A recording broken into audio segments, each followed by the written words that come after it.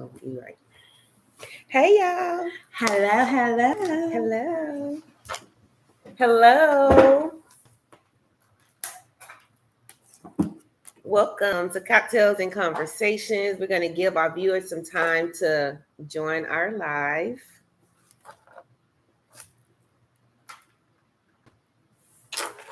Okay. Hey, y'all. I was just looking at what was on the screen. But anywho, hello guys. Welcome to Wednesday. 420. 420. I know somebody's celebrating today. We know a few people celebrating today. Yeah. We're here with Cocktails and Conversations, though. I don't partake in the festivities. I heard they had some festivals for 420 here. I didn't get to go to any. I had to work, but yeah, I heard Houston was doing it up for the 420 festivities. That's weird. It's especially when they don't want to legalize stuff. Yeah, they don't want to legalize it because of money, but they know they're gonna make some money off of the 420 event, so that's what they're gonna do. But it is what it is. Anyway, how was your weekend? How was Easter? Easter egg hunts, parties, everything. So I went to my best friend's, and her dude barbecued, Okay. and we took the kids over there to let them in and enjoy themselves. It was fun. It was interesting because she met my boo for the first time. Okay, you well, best friend? not for the interacting with him for the first time. Okay. So yeah, it was cool. Okay. It was fun. Miles, you gonna have to fix our drink since you kind of tardy for the party. Drank. You know what I'm saying? Like something good. We have some cocktails and conversation. We have some conversations for you tonight. So we need some drinks, some real drinks. Hello, Elfrida. Thanks for joining our live. Who's the other person that joined? We have Willie Ward. That's hey, Willie. On. Roderick. Hey, Roderick. A lovely Brown. Hey, Agina. Hey, y'all.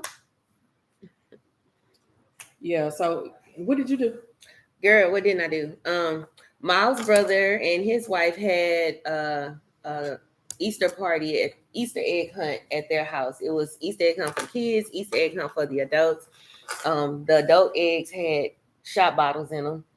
You know, the kids had kids stuff or whatever, but they had crawfish. And when I tell you that these crawfish was like shrimp, that's how big they were. Like, where did y'all get these crawfish from? They was big and they taste so good. It was so much food. It was good. Did they go to Boyd's? I don't know where they went to. I went to their house. That's where I went and got the crawfish. It was good. We did crawfish Friday. Mm-hmm. So at my house, I didn't get a call for no crawfish. There was no calls made. Mm. There were no calls made. I gotta eat crawfish again before the season ends. I love crawfish. I just don't like when it be too spicy. And the crawfish that I had over the weekend was good. It was perfect. Who we have there? Hey Roy, thanks for joining. Hey Mike. And Roy is a chef. So if you know anybody who needs some catering, I know you do catering, but maybe you don't feel like doing some catering, you can reach out to my boy Roy here. He is a caterer. He's a personal chef. I'm going to hire him when I want to do something special for my boo and let him cook and cater to us. You got clear? I got all. I want clear. What kind? Vodka. Vodka. What you like? I ain't drinking no vodka. What you drinking? I don't know. You have wine? It's all down. Yep. Let me see. Hold on. No wine. I'm waiting. But anywho. So, have you seen any movies lately? I know Batman came out. It's supposed to be on like one of the streaming channels now. I haven't heard anybody say anything good about Batman. I know. I heard one person say something good about Batman. That's fine. That'll work for me. Or would you want to say kind? That's fine. Okay. What you like? You can make whatever. I just Patron, Jerry. no Patron. But Mr. Miles, Yes. We need you to go ahead and put a little pep in your step because we don't plan on. Me neither. I'm starving. So y'all want me to make drinks? Yes, make whatever. I'm just bringing it down here. Thank you. No. You can make this right here. It's right here already. You can just make 2 of them on ice. Thank you. Thank you. We appreciate you being gentleman-like. And the bartender. Tip. I got a tip for you.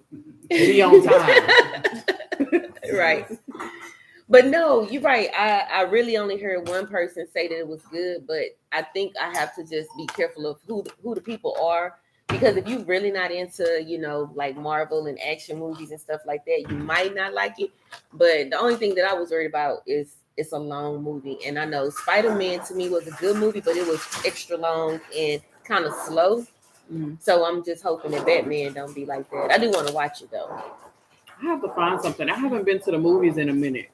But I just seem like when I look at what's available to watch, and there's nothing that catches my attention. Mm-hmm. So I haven't been. Yeah, I watch Netflix. It's some movie that I'm watching. I can't even think of the name of it right now. It'll come to me later on.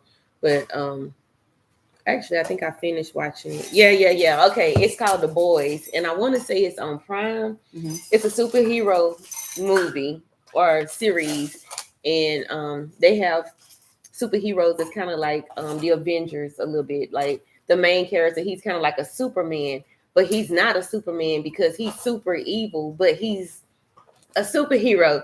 His name is Highlander. And Highlander can like shoot the red beams out of his eyes. You can't kill him. He fly. He just like Superman. So like, let's say you breaking the law. You might have robbed a bank, but you ain't killed nobody. And now you over there counting your money and he come down and he find you. He just going to punch you in the chest, pull your heart out and don't care. He wants to be in the military like really bad, and he just want to go kill a whole bunch of people. He is sick, but the world loves him. But the world don't know he evil like he is. He's very evil. But yeah, that's what I finished. I just finished watching. I think they're gonna have a season 3. It was 2 series, so that was cool. So anyway, while Miles gets us our drinks, I know you don't watch TV, but I'm pretty sure you've seen this on the internet. Let's jump into our hot topics. That way, once he get here, we can just jump into our topic for tonight. Hot topic. Everybody's talking about it. It is D. Wade and Gabrielle Union's trans daughter, trans son, who has a significant other, and they were kissing.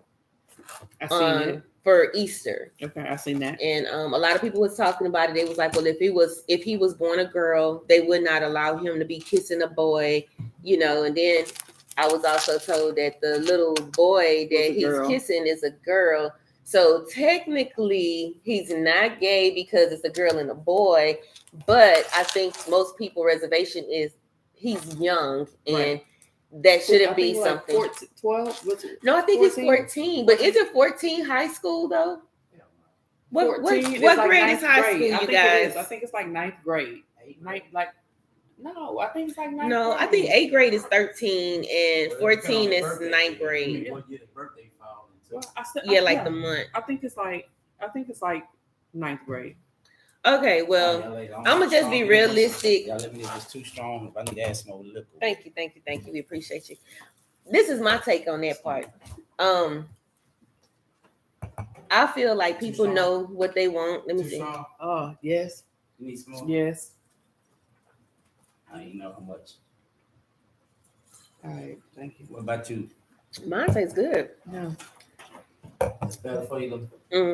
It'll work. I didn't drink it. So, like I was saying, I think kids know who they are attracted to before they get to become teenagers. Like when I was in the 3rd grade, I had a crush on this boy named Barry Ross. He was this little mixed little boy with this curly hair, and he wore suits to school in the 3rd grade, and I had a big crush on him.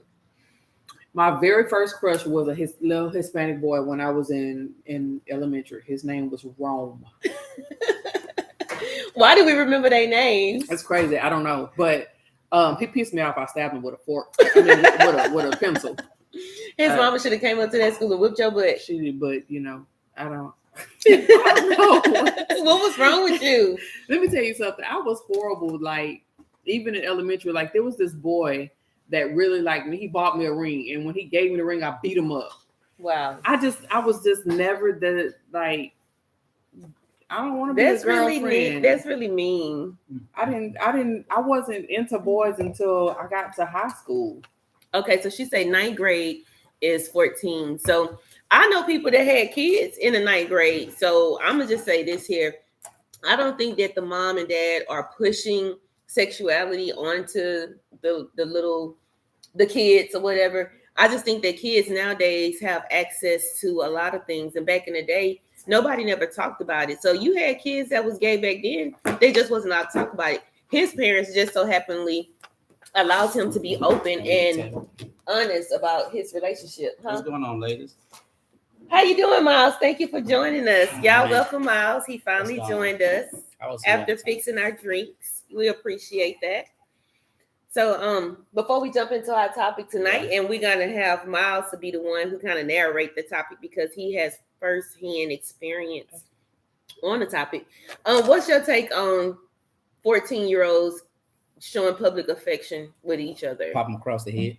Pop them across the head because they got their whole life to be trying to fall in love, right? Yeah, you be enjoying life. But we were hot back then. Well, I don't know. We're hot now. Yeah, you probably was. Yeah, like I said, I know people that was doing way more at 14. But we weren't all on social media. We didn't have social media back then. That's why. Yeah, but still, I still don't see. I wish I would see I ain't got none of that size, but if they was that age doing that, going across they was standing right next to their parents doing it. And I whooped the parents' ass. So you say 14, no kissing and taking pictures of it. Y'all can take pictures, but y'all not gonna be out there kissing and they was kissing in the picture. That's a bull crap. That's that bull crap. Mm-hmm. And they pop them in the head. I just feel like, man, I don't condone that type of stuff. Like, that's not something you should. Not the whole sexuality thing, but at that age, it shouldn't be okay to be doing all of that. I couldn't even talk about a boyfriend when I was in the 9th grade with my mom. Not even in the 10th grade. I was never comfortable talking to my mom about a boyfriend, period, until I got to be an adult. I wish that I could have talked to her about those type of things, but I couldn't. But if I had questions, I wish, like I say, my mom would have been the person that I can go to talk. And it seems like this young lady has the opportunity to talk with both parents about how he's feeling and how she feels and how she wants to grow up. I didn't talk to my mom either. It was always my dad, but my dad was very upfront and blunt about life. Mm-hmm. You know what I'm saying? You're gonna find a boyfriend, you're gonna like him, and all of the other stuff gonna happen or whatever. And it was always my dad. So, hey. Well, that's what's up. My mama, she's just like, boy gonna get you pregnant, then he gonna be out down the street with another girl, get her pregnant, and you gonna be on the bus with a baby, which I never was on the bus with a baby, but yeah, he did go get some other people pregnant, so she wasn't lying. Anyway, we're gonna go ahead and jump into our topic. So you have our panel. We have Missy Devon, Miles, and myself, Jamila, and our first topic that we're going to jump into is going to be decisions and life choices that affect our freedom. So we're going to start with the lady first. Have you ever made some decisions or life choices that have affected or could have affected your freedom? Mm-hmm. And what made you make those decisions knowing that it could affect your freedom? Man, look, me, I grew up between Fifth Ward and Homestead, Norfolk Manor. So a lot of stuff was just you gotta do what you gotta do, and not even that we spent like my between elementary and middle school I was in Greens Point, so it was a lot of I'm the oldest of 5. I had to get stuff how I had to get it, for the most part. A lot of stuff I couldn't go to my parents and ask for, so I did what I did. Did you get caught? I got caught before, I got caught doing something before, but all that did was make me be careful. Be more smarter about it. That was it. It just made me become more careful about what I was doing. But after that, I mean, I went through life hustling. You know what I'm saying? Like hustling and grinding. I got to get it no matter what. Because again, I've always had that mentality. Like my mama ain't going to be able to do it. My daddy might not be able to do it. I got to get it. If I want it, I got to get it. So I started working at 14. I was working 2 jobs at 16, and I worked 2 jobs from 16 to 18. And once I got older, it's like everything that I've always wanted, I grind my butt off to make sure I have it. Legally, both, okay. Both, and shit, until it became straight legally. So now I have like 4 different licenses, to do different stuff. So it's like I can my grind is legit now. Now. Yeah. Okay. What's up? Miles. What happened? So I take it, have you ever got a conviction for anything that you was doing? No. Okay, so nothing that you did affected your freedom, like you didn't go to jail for it. I've been to jail, but I've not been convicted. Okay. Luckily, so you were lucky. So it didn't affect like your status to where you can't get a job or put a felony on your record or anything like that. No. You were lucky. I was lucky. Okay. I know some people that know some people that know people. All right, around them for a while. So Miles, I know you got some for us. Let's see. Let's talk about it. Decisions in life choices that affect your freedom. Have you ever made decisions that have affected your freedom? Every day. I made decisions until now. Right now, though, my decisions I make now, I don't even worry about it. You know what I'm saying? I fly through it like it's like I don't even think about it. But you asked me back then, shoot, I did a whole lot of stuff that jeopardized my freedom. So what can happen? What goes on in your mind that make you think like, I know that if I do this and if I get caught, I can go to jail. And what is it that say, well, you know what? It's worth the risk. I risk going to jail to do this here. Tell you the truth, I wasn't even thinking about no risk and all that. It's just at the point that I realized there was some things I wanted. I ain't saying mom and my daddy couldn't. That Negroes had the money, they just didn't go get it. So therefore, I wanted to go get what I wanted to do. So I did what I wanted to do. I think I started my activities in the street by 15. 14, 15, about 15. 14, 15. That's what we just talking about. The little kid we see. So the little kid on TV on Instagram can't kiss his girlfriend or can't kiss her boyfriend, but it's okay to go and break the law at 14 and 15. I ain't breaking the law. But you're doing something that's jeopardizing your freedom, so it means it must not be legal. I mean, if that's what they want to call it, you know what I'm saying? But I don't think I was breaking no law. In my mind, I wasn't breaking no law. You wasn't then. You didn't think. Yeah, it wasn't no law. I don't think we didn't know. I just think at that time we felt like we was young enough to get away with it. Yeah. So it wasn't so much me thinking about break the law, but as I got older and I realized, probably when I hit 17, then I realized anything that I do from this point here will cause me. I can get caught. It can cause me little jail time or plenty jail time. So I'm gonna put it like this here: the stuff that I could have got some jail time for, I ain't get caught for. The shit that I was like, man, what is you talking about? That was like I'm like, I take that in the sake, but and the reason why I look at it that way, I just feel like this here. I had some grandparents that was true church people. You know what I'm saying? True church people. Now on the other end, my grandmother and them, they were laid back. My grandma used to make us go to church too on this side, but on the other end, because see, really from birth to by 7th grade, I ain't ever used to be in the city of Houston. I used to always be in the country. Like it's like every Christmas, spring break, summer break, whatever holiday. Like once school let out, we had a break. I was in East Texas. I was in the country. Like I ain't even like I knew who my city friends was in school, but once school was out, shit, I ain't started actually being in the city where I live in Houston until niggas was probably about 7, going to the 7th grade, 6th grade year, summer. They don't make grandparents like that no more. So you know what I'm saying? To send the children so down I stayed in the country, and it wasn't nothing to do out there. So the thing we were doing out there was like we'll make whatever it was we could do fun, put each other inside a tire and try to roll each other down the hill, and walk through the woods and just because it wasn't nothing out there to do. It to me that's just what it was. But then I was like, get that. I ain't going back out there. I'm old enough now. I ain't going back out there. I refuse to go. I mean, so you decided to stay in the city and be in the streets. Well, I ain't gonna say I've been street. I was just able to be able. I was able to be able to go and be a child and have fun and be able to get out. I mean, I'm not you saying wanted to be a city boy. Yeah, I'm a city. I'm what I call. I'm a country city slicker. Who call it?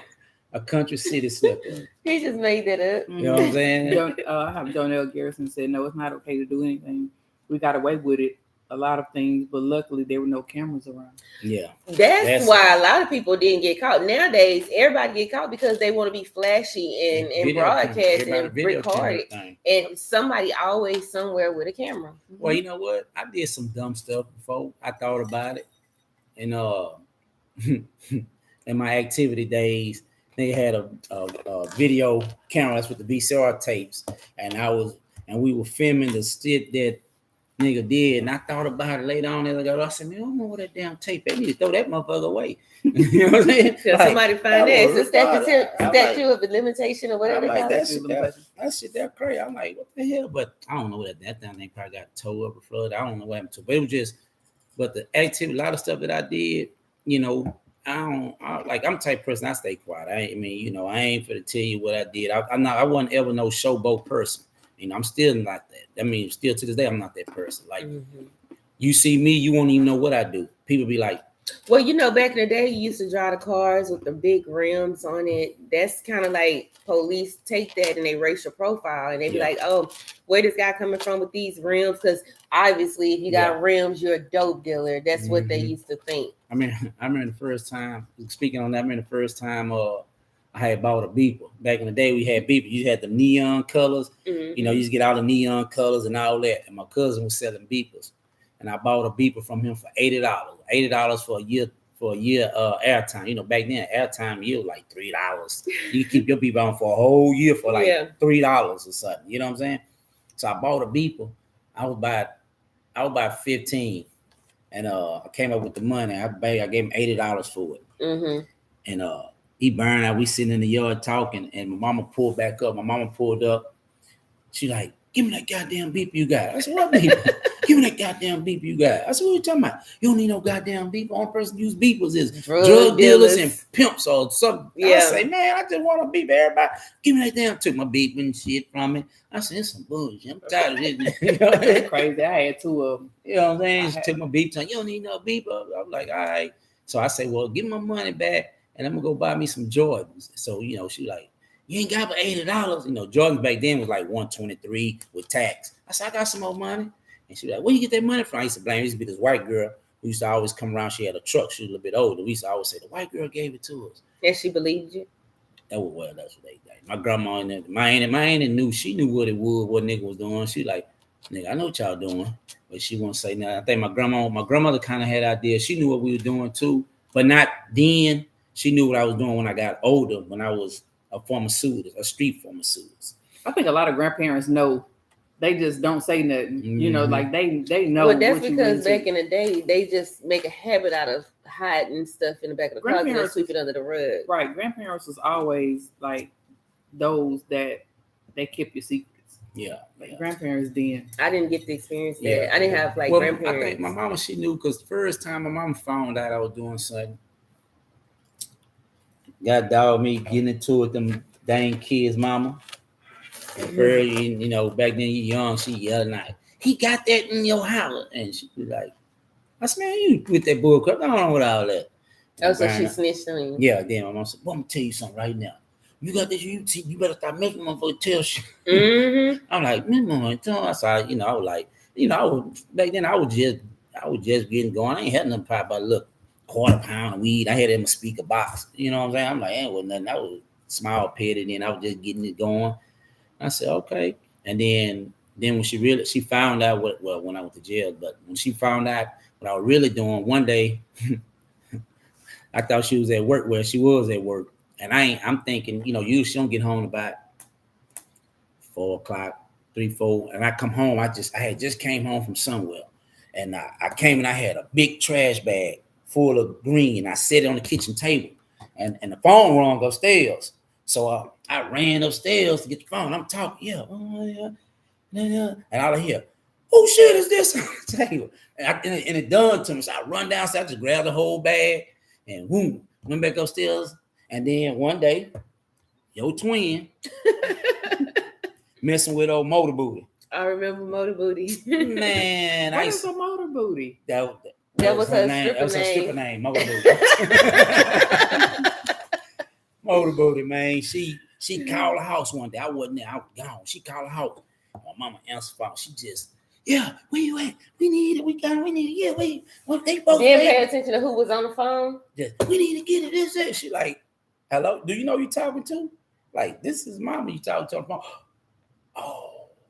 I'm sorry. I'm like, you just didn't want to say, boy, I don't know what you. I say, man, You be hanging with the wrong people. I say, this nigga here, man. But then they kind of knew from there what it was, and then she knew I wasn't going to school. And I was just, I think, well, like at an early age, I went from doing stuff that I could have got some major time for, and then by the time I turned 17, like on my 17th birthday, my mama gave me $80. I took that $80 Flipped the $80 and really got me a hotel. And when I first started trying to sell drugs, you know what I'm saying? Like drugs, everything else I was doing, I was getting it, but I was getting it that way. But this when I first started selling drugs was at that age. But I think shit. Okay, let me put a pin right there. When you first started selling drugs, you were 17? Yep. First of all, who do you even talk to know to get the drugs from to sell it? What you got over there before he answered this question? Girl, so Jonelle says she was saying that she's done a lot of stupid stuff when she was a kid. I didn't start having sex, so my cousin told me she was having sex, and then she got pregnant. Jonelle got pregnant. Then she said she remembered when her mom and sister bought her and her sister beepers. And Dwayne says corporate America have cars with big rims. Heck, new cars come fixed up now. Yeah. Well, nowadays, but back in the day, it wasn't like that. Back in the day, if you had rims, they would always assume. Like I had a Lexus with rims on, and I used to get pulled over all the time leaving NCO because I was working a night shift, and they would racial profile. A lot of times, like they wouldn't bother me if Jacoby was in the car with me at night, but like if I was driving around at midnight, 1 o'clock in the morning, I was getting pulled over, and they would just assume that I was a dude in the car because of the type of car that it was. Jonelle said my stepdad found out I was selling crack when a crackhead knocked on her mama's door at 2:30 in the morning with some truck tires and had a Chevy Caprice box class. Why do the crackhead know where you live at? First of all, Janelle, is this Janelle? Yes. Jonelle. Why do the crackhead know where you live at? That's first key. He ain't do not. I ain't never come nowhere to no highs. All right, so hold on, Miles, before we get started. Now, Cleandria said that she used to have a neon green beeper too. She said, I got a job and got the rectangle one that you could type. Yeah. Oh, I had one of them. That's the Sky Pager. And she said she remember Motor Booty. I think a lot of people done dirt. I avoided a lot of jail time. That's true. I mean, I did my own fair share of dirt. Pookie, you done hooked me up with some stuff before. You know, I'm just being blessed. We ain't gonna talk about no, that. we're not. Mm-mm. You know, let's go back. Money. Yeah. We made some money. Yeah. But you know, we ain't gotta talk about all of that. I've been blessed, you know what I'm saying? You know, whatever. That's why I don't judge nobody, because you never know what people do, why they do it. But anyway, I want to know in high school, how do you even get connected with somebody to? I just can't picture me going to a kid saying, "Hey, you want to sell some drugs?" and giving them drugs. Like, who was you hanging with? Like, what made you think that it was okay? Like, you wasn't scared? Nah, I'm gonna put it like this here. This is the block that made me where I'm at. Well, I ain't gonna say now they ain't make me because I was already hustling, but what just made me go to a whole nother level with it was on Gulf Bank. Where's Gulf Bank in Antoine? That would be the spot. That's still a hot spot. Yeah, that was back in the day. Down to DeSoto. Back in the day, Gulf Bank was the second biggest drug hole in Houston. Look that up. You know what I'm saying? That was the second largest. Them laws used to hit all that down joker. Antoine. Acres Home, the strip club, the little holes in wall right down. Acres Home got a strip club? Nah, they used to have back over. They used to have used one to be on one the right outskirts. Yeah, they used to have you had a couple of them on DeSoto. You had one on Little York and Shepherd. You had one. They was kind of scattered out, but you know, more out of the whole house. But I was on Gulf Bank, and by me being on Gulf Bank, we'd be over there chilling. And because you know, then at that time my grandfather had passed, so my grandmother moved. We was staying in Greenfield back then, And she moved over there. My mom was already staying on Gut Bank. So we moved over there. So I'm over there hanging out. So I'm like, we're sitting in the bar, we chilling. I see dope beans walking through. I said, well, shit, I might as well. So I took my little $80. Went back over to the strip and say, man, I need to give me a flip. Y'all made out. I ain't really, when I first got it, I ain't really know how to sell it. You know what I'm saying? So I stung. I think I made like $100, like $20, $30, like a $30 profit off of it. Because if I ain't know what I'm kind of just, so boom, I re-up again. And then from there, shit, it went from there.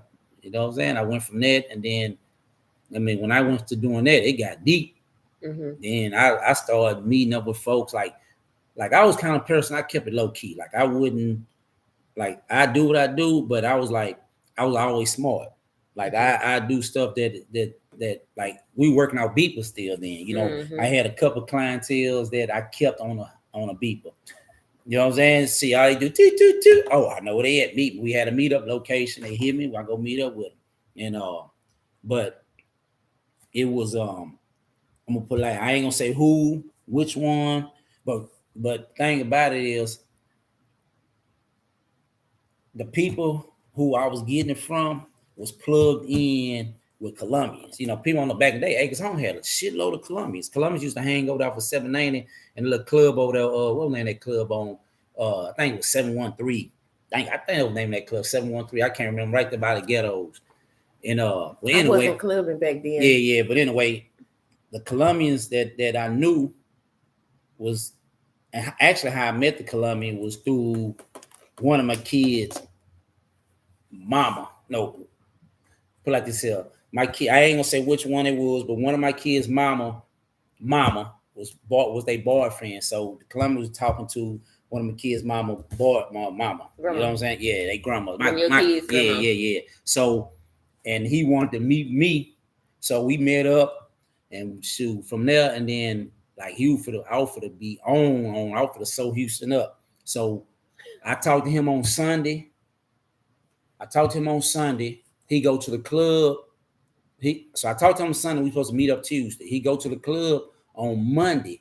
No, he go to the club on Monday, and they kill him at the club. The grandma boyfriend? Yeah, they killed him at the club. He was on the payphone. You know, back then, you know, them Colombians used to bump each other off because they wanted the territory. Yeah, everybody, you know, like it was a lot of black people. Well, I ain't gonna say, but it was a lot of people that wasn't Colombian that was bumping them off for a little bit, but a lot of Colombians was hitting each other up. Okay, so let me ask you this question. So you meet this guy, he about to help you flip your world upside down and make this money. He the connect. Yeah. Then he get killed. Him getting killed, was that enough to make you say, you know what, this street life ain't for me? Nope. I just felt like that was in my connect. Shit, I gotta go to another source. What is wrong with you? I gotta go to another source. This is the thing, like that. If your mentality is to get it, then that's his fault. You know what I'm saying? That's on him. Mm-hmm. My thing is, what I got going on, like you said, all it is I just lost a connect. Mm-hmm. You know what I'm saying? But that's not gonna stop me. The only thing it's gonna do is now, damn, I got to get another connect. Yeah. Wow. I got to find another one. Because if that's how you hustle, if that's how you getting it, I can't stop to be worried about somebody else's downfall. Yeah, I gotta get it how I gotta get it because he knows Yeah. So, but I looked at it like, so when that connect went dead, I bumped somebody else. Like it was a cell phone. Yeah, when that connect went dead, I ended up bumping somebody else. But then the drug game got real twisted. Probably by right around 90. Let me see, about 94, 93, 94. By 94, I'm gonna say by 94, 93, 94, it got real tight with the game, with the far as, you know, cocaine went, and it was like they were charging Mo was coming on, what happened, what was going on. So I was like, man, forget this shit. You know, but when it was good because I'm talking about it was money to be made. So when that fell dead, I was like, fuck it, I'm gonna sell me some marijuana. So I went back to where I was at square when I first started. Mm-hmm. So I went back to that there and got plugged in. And then I was pushing that while letting everybody else do their thing. I was pushing that to the fullest. And then let me ask you a question. You went from one drug to another drug. You witnessed somebody, you know, that you were close with basically, losing their life over this lifestyle. It wasn't enough to make you change. So I posted a post today in a group about, like a guy, looking a certain kind of way, people judging him and treating him a certain kind of way. With you living that lifestyle, I'm sure that it was pretty obvious to other people, that you was probably doing something. Have that lifestyle ever affected you in like your dating life? No, but you know what? I was the type of one thing about it, regardless of all the dirt I did, I knew where I wanted to go and where I wanted to be in life. So you always looked at it as a short-term goal? Yeah. So I already knew if I'm gonna do this here, I'm gonna go big or I ain't gonna do it at all. It's no point of me being out here playing with it. Mm-hmm. So I always felt like this here. If I'm gonna sit up here and I want to make, say if I want to make 400,000, mm-hmm. I can sit here and take my time, slowly move, make this 400,000. Or if I just want to say, look here, I'm gonna take this here, I'm gonna make this ride, I'm gonna drop this out, come back, and if I gotta make me another ride, I'm gonna make a ride. Because I look at it like this here. If you're gonna get caught, you're gonna get caught regardless if you're moving slow or moving fast. So wait a minute.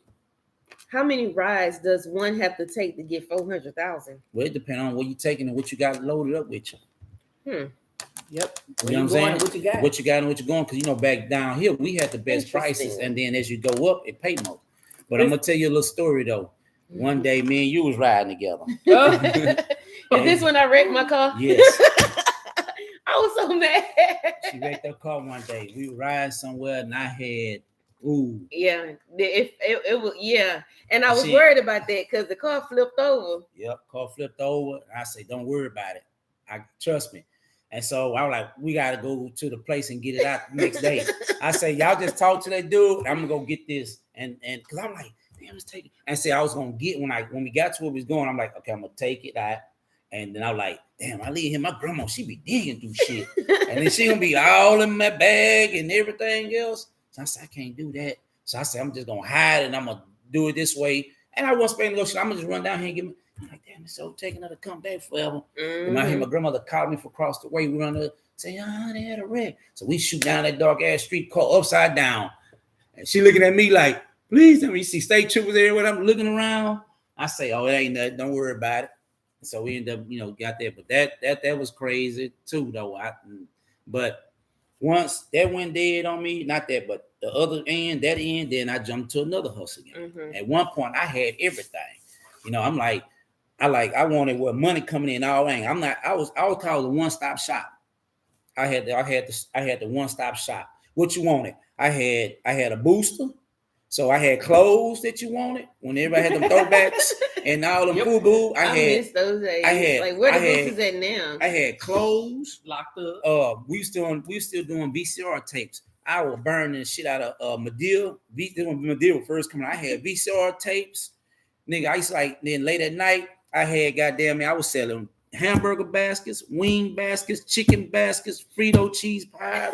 I had the cigars. You need some weed. I had the marijuana for you. You needed some drink. I had the marijuana drink.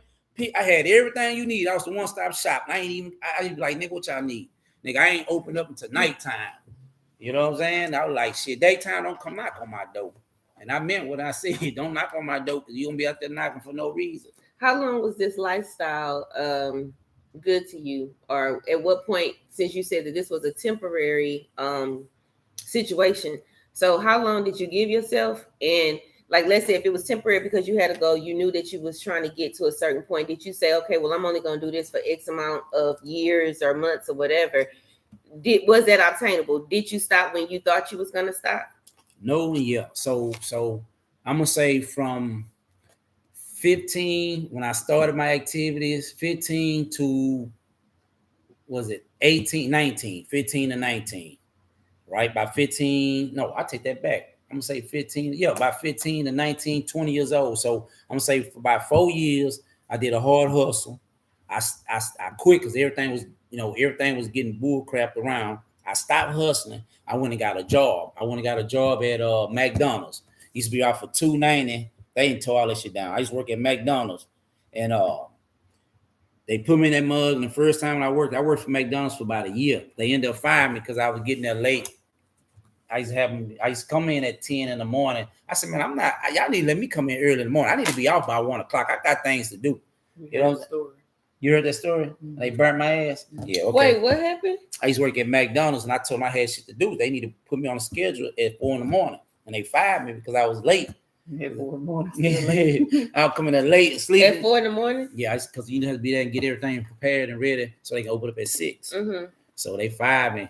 They warned me like 2-3 times. I still came in there late. Why you was late? I think. You know what happened? No. What? Yeah, I had another job. I was a pharmacist. You know what I'm saying? But, so that job wasn't important to you. Yeah, but from McDonald's, then I went and worked at Wiener's Warehouse. And that was, man, like when I started working at Wiener's Warehouse, we get paid like every week. But man, them checks went about $180, $106. I'm like, man, every week. Yeah, I'm like, what am I gonna do with $180? I realized back then, like minimum wage was like $4. I still got checks still when I was working at McDonald's. I was making $4.10. $4.10. That was my highest raise. I started at $3 and something. Burger King paid more. You know, I don't know. I worked at Astroworld getting $4.25. Yeah, I got receipts. So, but the thing about it was with the midst of me hustling, I knew I always had to keep me a job on the standby because it was so many cats getting jammed up with money, and they take the money from them, and they be like, "Show me where you get the money from." So I said, "You take my money, I got proof. Mm-hmm. I work for this money. So you ain't gonna just take my money. I got some proof for it." So I kept it on that mind state. Well, after Wiener's Warehouse, it caused me to hustle again. Then I stopped. Then I ended up. Wait, you lost that job too? I just quit. Shit, okay. That shit wasn't paying nothing. I'm down rent. The light bill was that price, that much. So I quit hustling. Then I went and got a job, a real job, and that's how. So what made you stop hustling?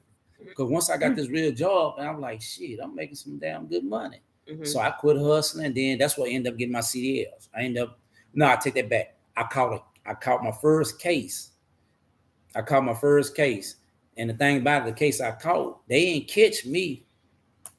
They just sent the undercover, and somebody else served them. And that's the reason why I didn't get tattoos on my body. Because I remember when you got them right there, and oh my God, we had to hear about that. Yeah, so the reason why I didn't get tatted up is because I ain't need to be no mistaken identity. Mm-hmm. Well, anyway, in the midst of somebody serving somebody, they still mistaken identity me as the person who served the undercover. And I don't even think it was undercover. I think it was just a little Negro that got caught, and he walked down the street, and they stopped him, and I think he pointed down, or they were watching. They probably already watching over there. You know what I'm saying? And so because I had on a navy blue shirt and some gray pants, somebody else had a blue shirt on and some gray pants. And the first thing, and we was in my grandmother's house. We was sitting in the house. I'm like this in the chair, sit back, chilling. My grandma over here on the chair, chilling. My little girl and her mom was right there. My boy was over there, and I hear something moving on. The hell is that? The next thing the door come open. Boom! Don't move. Get over here. I'm like, man, what? I'm looking at them like, man, fuck around with y'all. Get over here. I said, man, who you talking about? Y'all in the wrong house. Like, y'all, what the fuck y'all doing up in here?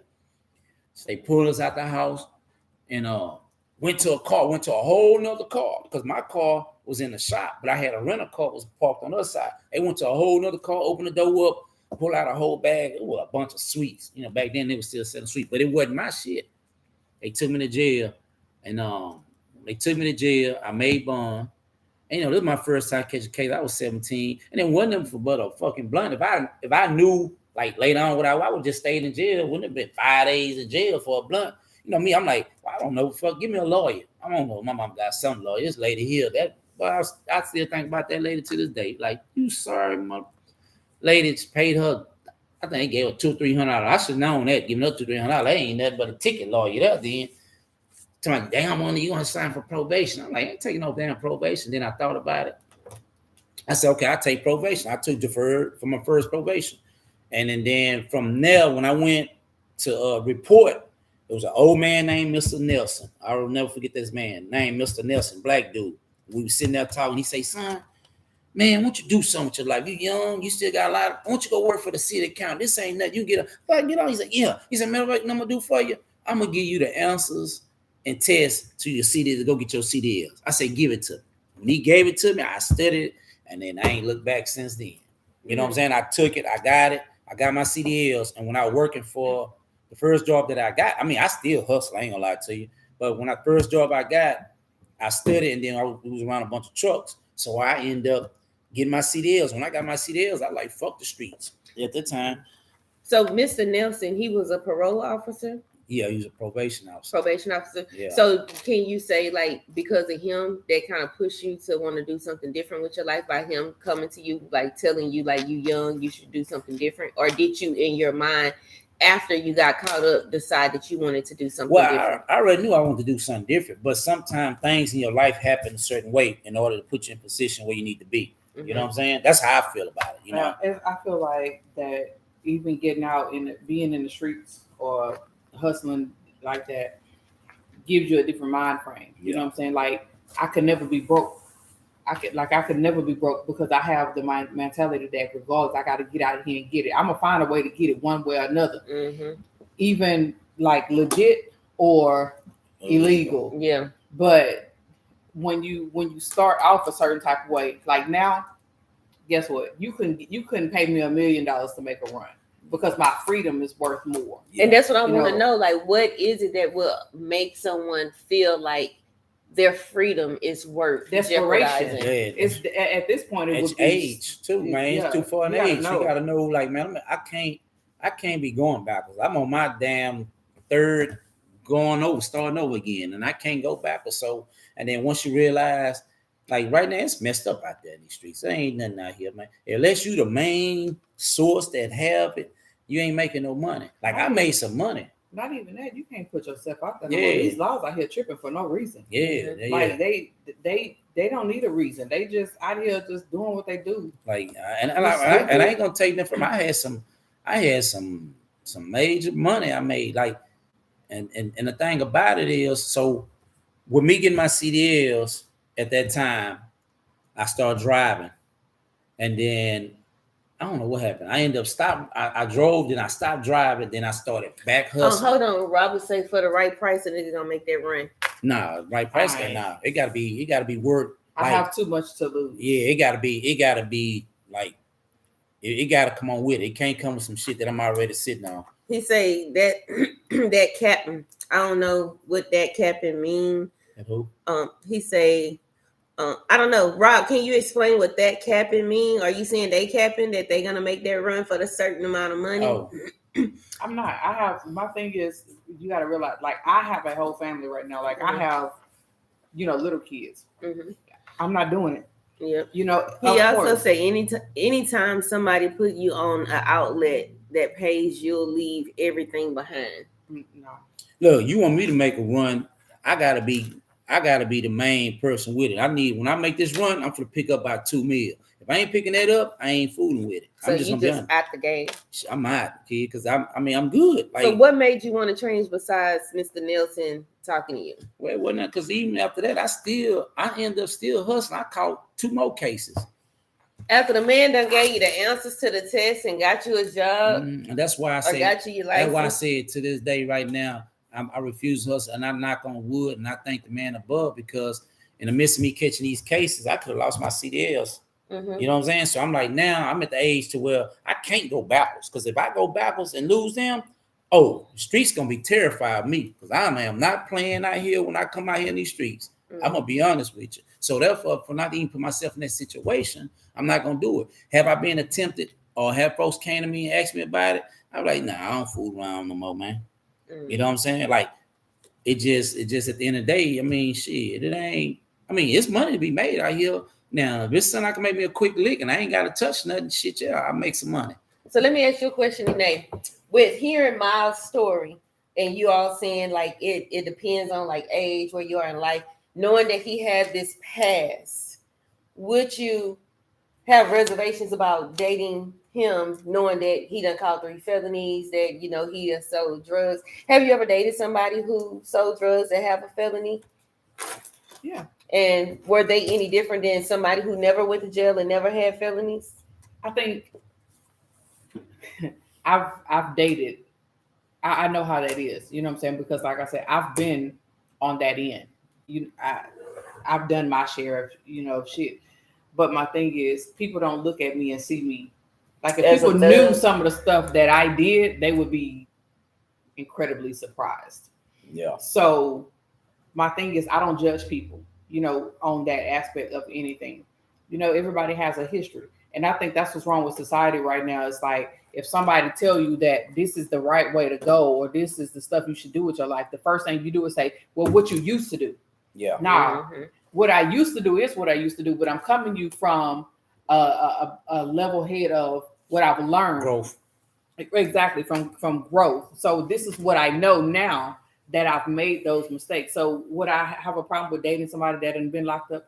Absolutely not. What we need to do is focus on making our own business, because these people out here, they're not worried about us. Mm-hmm. And I'm not even that. It's better, get out there. Not being able to find a job is motivation to get your own shit done, because not even that on your time, on your dime or whatever. I'd rather do that than be sitting up here worried about where you need me to be a certain place that I can't move to I can't do it. I'm not going to be able to do it. So I don't have a problem with it, because again, I have my own past. So I'm not being judged. And I don't want to be past. And yeah. Would you date a woman that used to be in the streets? If she got her shit together, yeah. Like her past ain't got nothing to do with, long as she, because my thing is this here. Like, nobody won't know nothing about me unless I tell you, you ask me. You know what I'm saying? Mm-hmm. So what if they still in the streets? If they still in the streets, then shit. That's would you consider dating somebody that was out there? Yeah, we stay in two different households. You do your thing. Just if we rocking, don't put me in the middle, son, because I'm serious. Like don't jeopardize your freedom. Like if we riding together and you got something, you better tell me. Yeah. Like don't have me ride with you somewhere you got some shit in here and I don't know nothing about. Because then I'm gonna be aggravated. Right. Like it's ways to do something. If you want to goddamn do something, tell me and let me tell you how to move it then. You know what I'm saying? But I'm not gonna do it, but I'll tell you how to move it. You know what I'm saying? So but don't just put me in here and then to my ride. But at the end of the day, like I tell people, you can have a felony, and a lot of people, people say, well, y'all can't get a job in felony. Well, if you tell yourself that, then shit, you ain't gonna get a job. I'm gonna tell you something, what I used to do and how I got every job I got when I did get it. So when I knew, even like when I caught my second case, and then I would like when I caught my second case, I had just put an application in to go work for this job. Mm-hmm. And I'm like, fuck. Did you get the job? Yeah, I got the job. So this is what I did. So I say, okay, I can't, knowing I got to go back and forth to court, I say, man, I can't let these folks know I'm going back and forth to court for, what I'm going for. So what I did was I played the game. So when I met him, I said, hey, look here, y'all. Right now I'm going through custody battle for my child. So, every month I got to go to court, and I'll let y'all know the date. So I need to be going to court because it's none of their business. So they say, okay. I say on this day, I got to go to court. I'm going through custody battle with my child. So I got to go. And that's what they thought. Yeah. And so, and I'm like, do that nowadays. They put everything on your record before you even get the charge with it. So when that happened, they ain't know I'm talking, they like cool. And so I'm like, damn, man, do I want to go ride this shit out? But then I made it to, I said, fuck it, because I was the type person, if I can avoid jail, I'm avoid it. Because I feel like sitting in jail, I'm losing time. If I got caught, I'm just gonna step the game. And the cold part about it, each time that I got caught wasn't even because of me. It was because of knuckleheads bringing folks. That's why I tell people all the time, man, don't bring me nobody. You come about your cousin, your people, Negro, you come by yourself. Don't bring nobody to me. Don't bring somebody that's my homie. Well, you get their money if that's your people, and you come to me and you go back that way. I don't want to meet nobody who I don't know. And that's how that's most time how my cases came. It wasn't because of me. You know what I'm saying? It's the company that you keep. It was because the people bringing somebody out. These are my people. Okay, so hold on. Let me read some of these comments because we real behind on mines. We were talking earlier, and Alfreda said my sister was killed driving the car, and I think that's what she was talking about. Like when we were talking about on Gulf Bank, West Gulf Bank. Then we also have Robert who says they capping. I think he's talking about y'all exactly for the right price. That makes sense. He say Miles keeping it real, and then he says some of the most successful people come from prison. Look at Lynn from Turkey Leg Hut, but he came home and turned up multimillionaire. You build relationships in there. I worked in prison at Darrington. I did more networking in there than in the free world. That's what Robert, what year you worked at Darrington? That's when the talent, all the talent, everything get. And that's the crazy part about it, because a lot of them are extremely talented. That's why. But that's what got them locked up. They, you know what I'm saying? Like They slipped. So smart. You slipped up. You know what I'm saying? You were smart as hell, but you know what I'm saying? You got caught slipping. Yeah. So that's cold. So, and even after that time, I worked at the job, and how they ended up they fired me at this job because some stuff went on, but they try to say so. That's why I tell people, man, that's one reason why I used to do everything by myself. Like I'm a solo person. Like I don't care what I ride by myself anywhere, everywhere. But most of my hustle when I made my money was through females, because one thing about it, women, you can get a lot. I did a lot of hustling with a lot of women. That's how I made a lot of my money, through women. I made some money. By the time I was 21, by the time I was 22, I had my first truck. You know what I'm saying? And I hit the highway, and I quit hustling. I hit the highway, I was making money, and then here me go again. Shit, I want some more money. And then next thing you know, I'm hitting these doctors up. You know, I got people hitting doctors up, you know, getting prescription. I got one person I was dealing with out of town. You know what I'm saying? I used to go out there, pick up buku and say, "Oh, so good." So we're like, nigga, I'm not passing this up, but I was making so much money just doing my own trucking thing. So I just feel like with me doing my trucking thing the legit way, and then me doing illegal activities, I wasn't umbing myself the way I should have been umbing myself. Mm-hmm. You know what I'm saying? And I feel like things started unraveling a certain way. But that was way for the Lord. God was telling me, I need to sit you down for a minute, because you're not understanding the blessings that I'm giving you and the chances that I made for you. You know what I'm saying? So let me sit you down. And he set me down for a minute. So let me ask you this. What advice do you have for, because I know both of you guys said, like, and they said it first, you know, my parents wasn't giving me the stuff that I wanted. So I had to work. I had to go get it. You were saying the same thing, like it was stuff that you wanted. So you had to go get it. For kids, like, let's say some children are watching right now and they feel like, well, my mama not giving me what I want. So for them not to go out there and steal, for them not to go out there and sell drugs or to become boosters or this and that, from what both of you have experienced, from thinking how your mind was when you were younger and when you felt like, you know, you don't care, you would jeopardize it, and now knowing what you know right now, what would you tell them the benefits or the opportunities? Like, why should they not take that path? I'm gonna tell you this. There's a lot of kids right now that are already business owners. Mm-hmm. You know what I'm saying? I think a lot of people don't tap into their talents at the age. It's like you want everything. This generation want everything handed to them. Mm-hmm. And that's where the problem comes in at. Tap into your talents. Like, what are you able to do?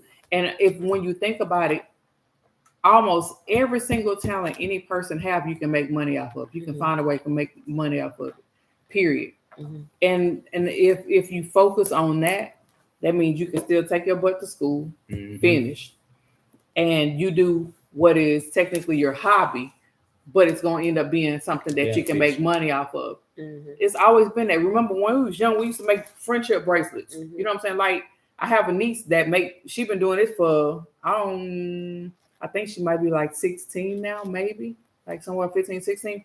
She's been doing this for like 6 years, making bracelets, got her own company. Mm-hmm. So it's stuff like that people don't pay attention to.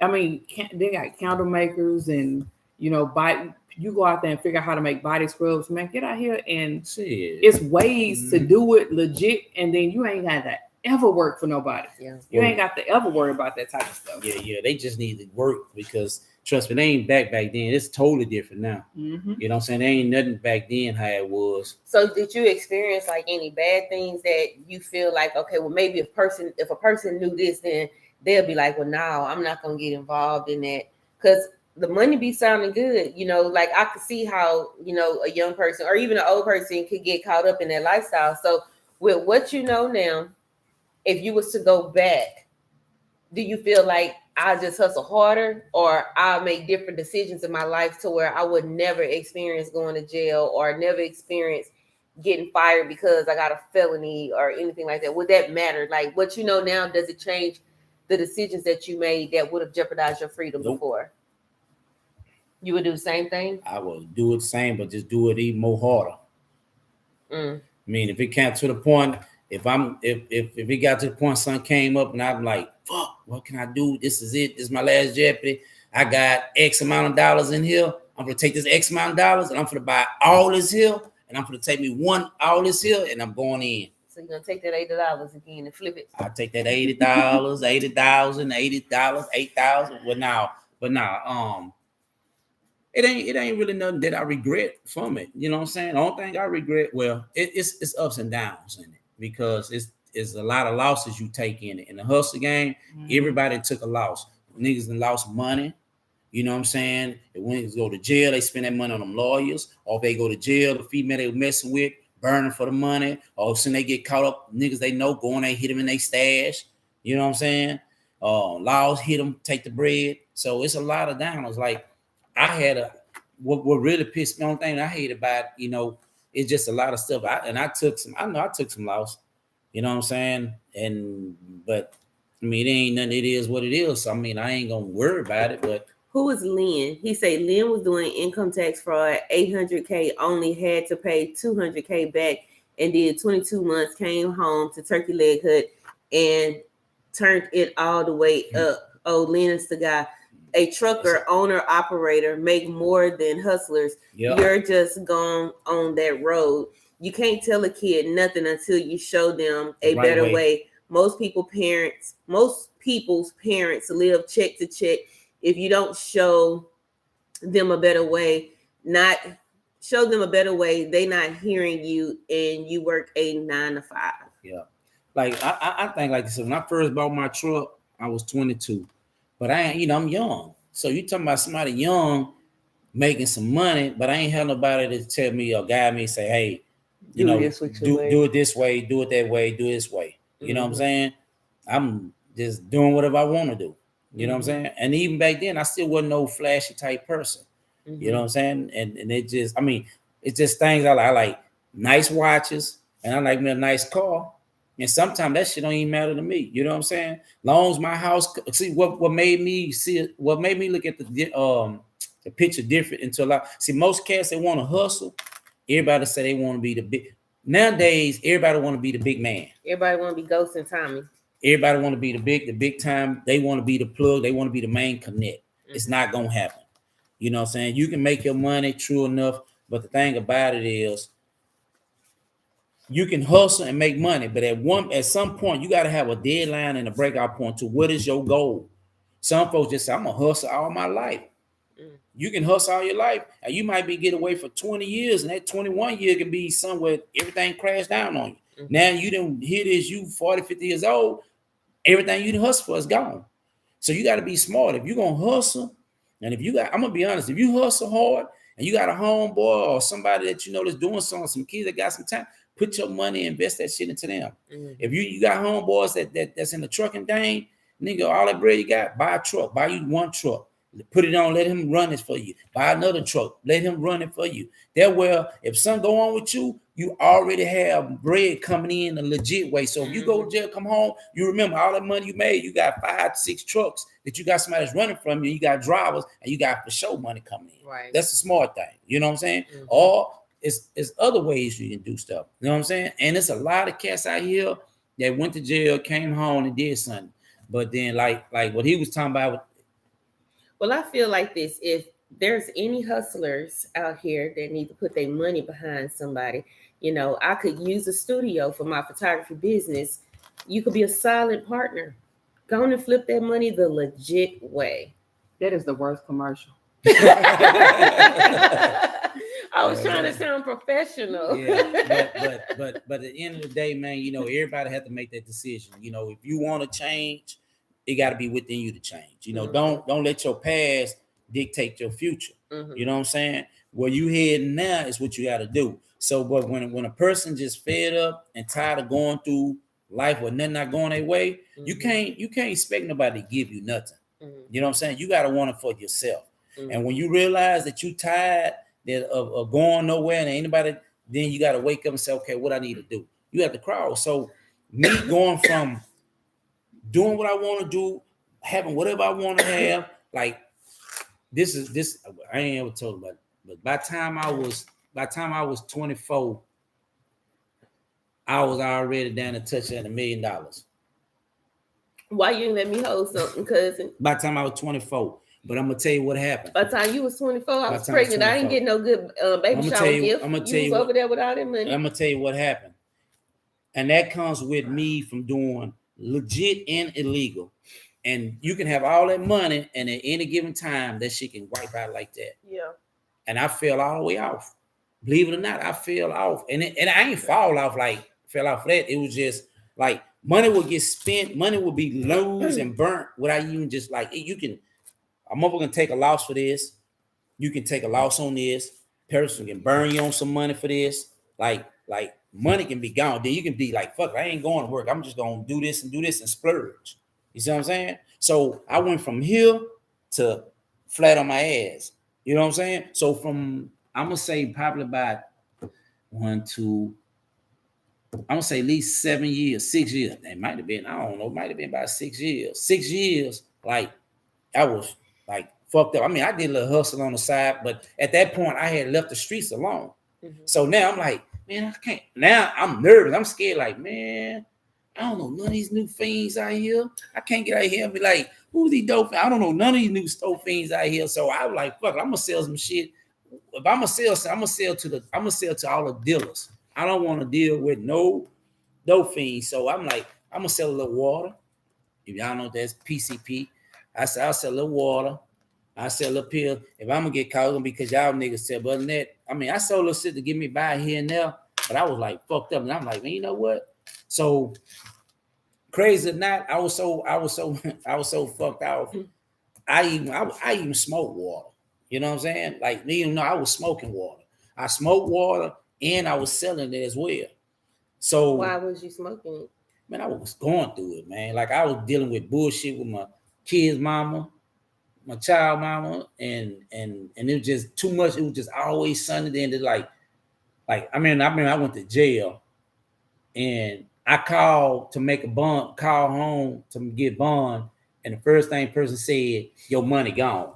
How the fuck my money gone? Like, so I'm hot at this point. I'm pissed. I'm like, what the fuck you mean my money gone? So the person tried to say somebody else stole my money. So I said, okay. I'm trying to figure out who I can fucking get some money from to get me out of jail because I need to get out and see where the fuck my money go. Like, how's my money gone? And then I said, well, how the fuck my money get gone? Well, they must have seen me count it. How the fuck they seen you count it? Ain't nobody. And then all of a sudden the money gone. Nobody seemed to know nothing. So I catch the person, about to charge this person up, about to bust him in the head. You know what I'm saying? And then come find out that wasn't even the case. You know what I'm saying? Like, and that's fucked up. And the cold part about it, once I realized and found out where the money went, I couldn't even apologize to the person because they passed away.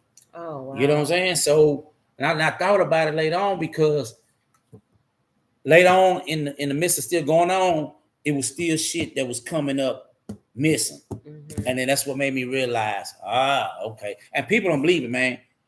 This is true story. This is true. A person can be your downfall. Like, you can really be around somebody and they can be your downfall. Not necessarily saying they bring down, but they can be janky for you. You know what I'm saying? Like, you don't see no come up. Like, every time you think you for to come up, it's always something. So sometime in life, you have to cut that person off. You know what I'm saying? And once I cut that person off, you start seeing your blessings. I shot up. You know what I'm saying? I shot up, but I was losing so fucking much with this person. The wrong person. I was losing so fucking much. And I'm like, it's always with something. I'm like, fuck. And it was just too much, man. And then, like I say, I would call myself, I was selling the water, I was hustling, I was smoking. And then one day, I was high in the motherfucker. No, one day I got, that's what it was. I smoked that night. I was asleep. I woke up that morning.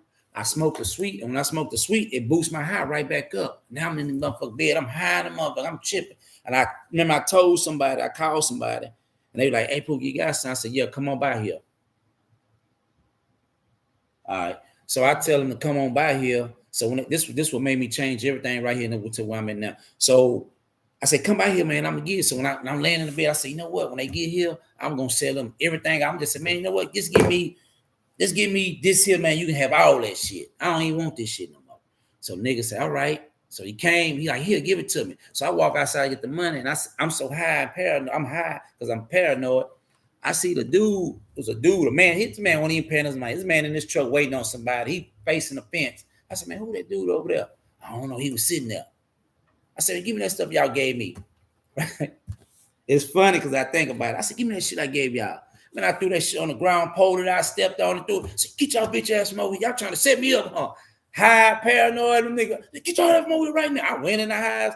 The nigga, I thought about it after I calmed down. You done threw your money away. I threw all my fucking money away. Tripping. You shouldn't have been smoking that stuff. Smoking that shit. And then from that day right there, and then it was some more shit going on. I said, man, I ain't gonna lie. Man, I went in there. I got on my knees and I prayed. I said, Lord, I need to have my own spot to myself.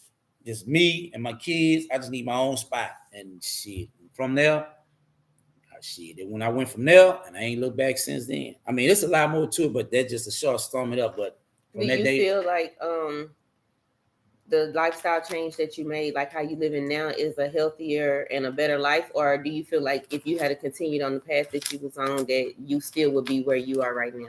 I think if I would continue on the path, it would probably been cool. But I think right now it's more a lot healthy and cool for me because it ain't no worries. You know what I'm saying? I ain't got to worry about nothing. I ain't.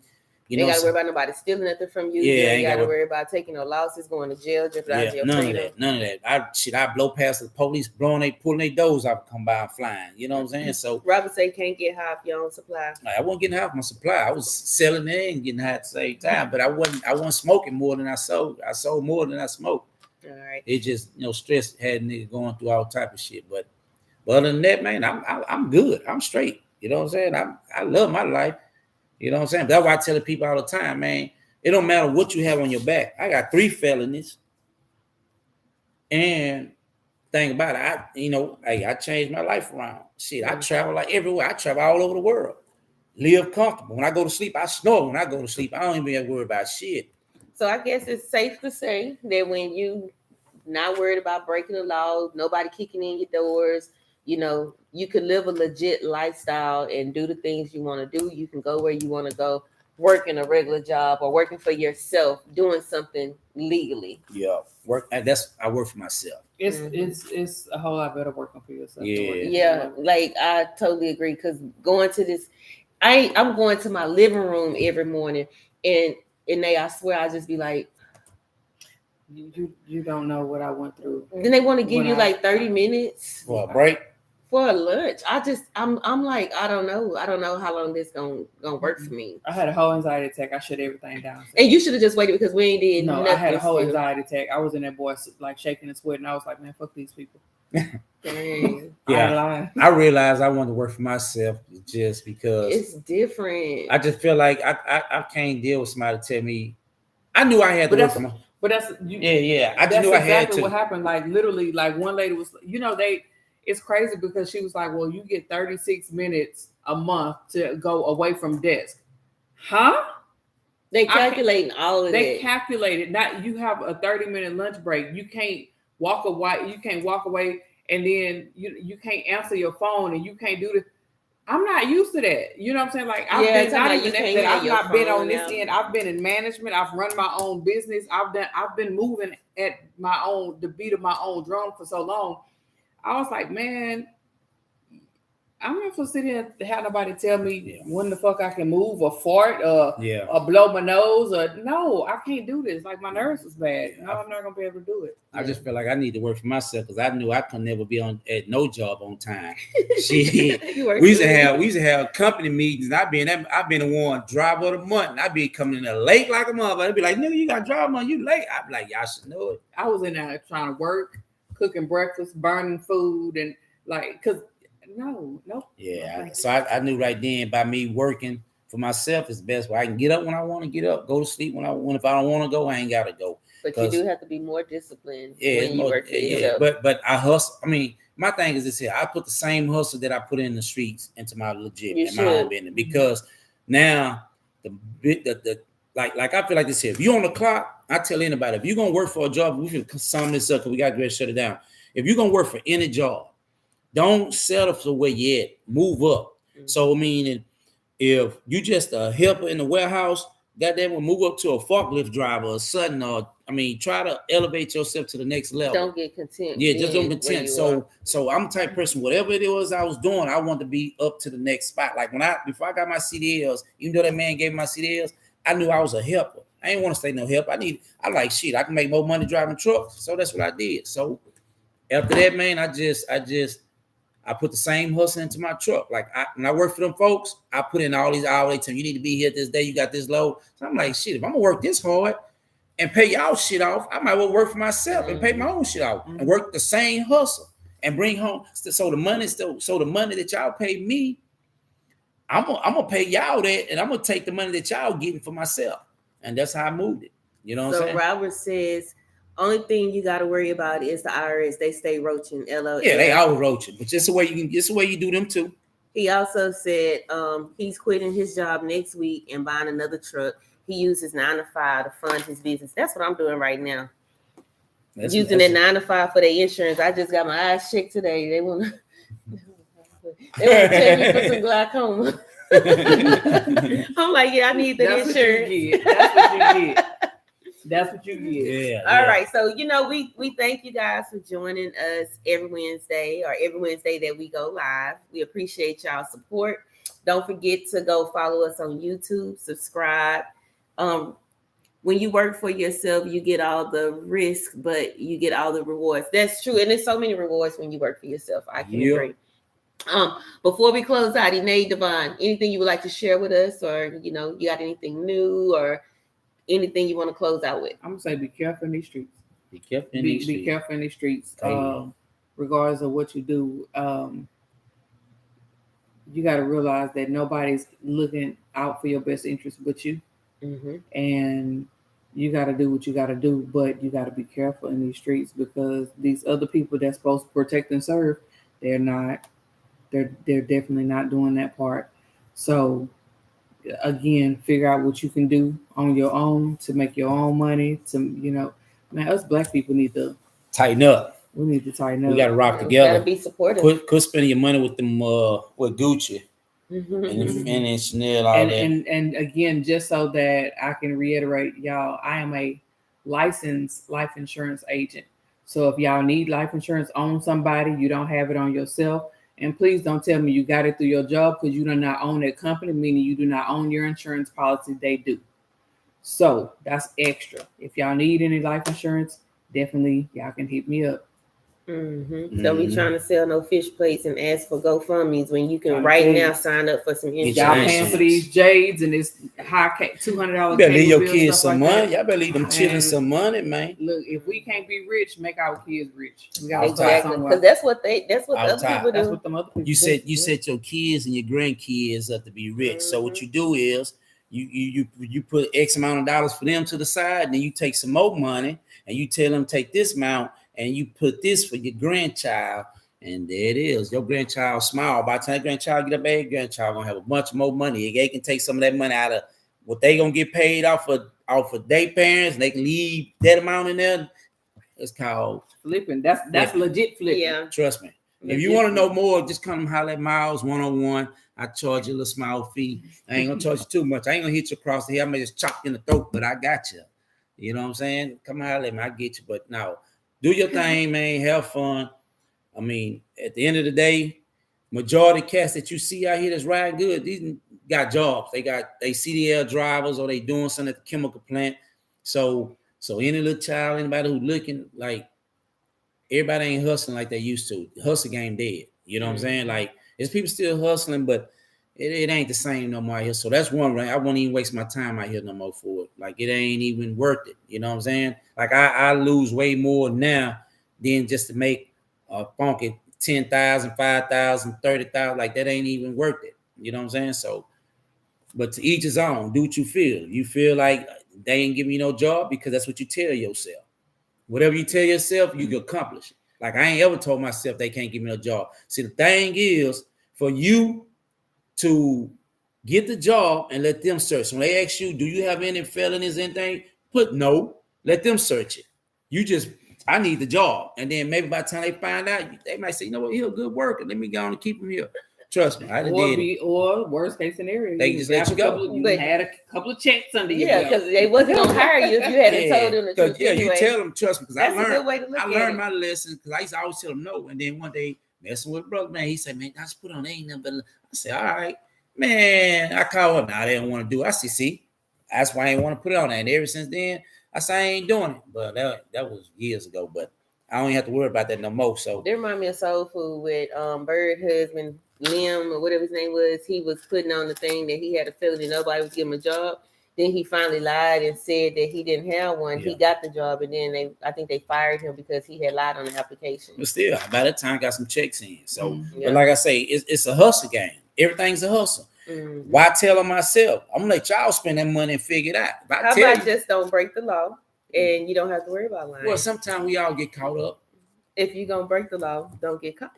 You know, we get caught up, and keep your hand off women, and women keep your hand off men, and domestic violence, keep it down, especially family violence. We need to keep all that down, man. Mhm. But we need to rise together as one and come strong together as one. We can overcome everything. We can take over this world, but we got to come together. We can't worry about what the next person. If she have 10 million, I got 5 million, and she got 6 million, and we all decide to put money into something, and we gonna grow because she pull up in a Bentley truck, and so I see like I need one because she must be taking more money. It don't work that way. You gotta understand, somebody might have had more money than you, so you can't look at their pocket and expect to get a Bentley truck. Stay in your lane. When your money grow to that truck, then you move to that. So my goal now from this day forward, I need me a super yacht. So I'm striving for a super yacht. I want like $80 million yacht. And so I reach it. That's what I want. You ready to ride the boat? Summer coming up. Yeah, All right, so we're going to go on and wrap this up. Thank y'all for joining Cocktails and Conversations. Remember, you can join us live every Wednesday around 8 o'clock. And we out of here. We out. Thank you. Well, you weren't talking like you was hungry as hell. I ain't even looked at your nose.